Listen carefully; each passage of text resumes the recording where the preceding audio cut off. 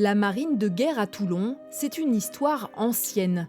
Une histoire qui connaît un tournant au XVIIe siècle, en octobre 1626, sous le règne de Louis XIII. Le cardinal de Richelieu crée une marine d'État.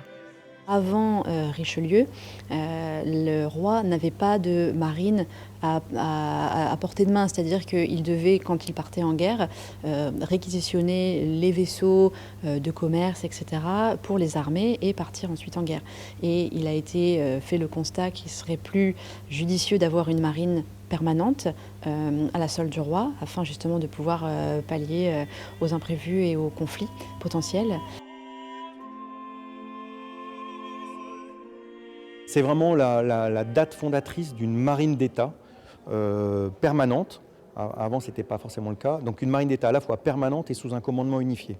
Elle vient unifier deux marines, celle qu'on appelait la marine du Ponant et la marine du Levant, donc celle qui était sur la façade méditerranéenne et celle qui était sur la façade ouest. Et en 1626, au moment de l'édit de Saint-Germain, on vient unifier ces deux marines pour n'en faire plus qu'une. Il est alors décidé que le port militaire de Méditerranée serait basé à Toulon. Un emplacement protégé au cœur de la rade, défendu à l'époque par la célèbre Tour Royale. Richelieu décide de renforcer cette défense avec la construction du fort de Balaguier. La désignation du port de Toulon comme étant l'un des plus grands ports militaires déjà sous Richelieu et sous Louis XIII va vraiment provoquer un développement énorme de la ville, à la fois économique, mais aussi en termes de population. Enfin, la ville grandit énormément de par cette présence militaire.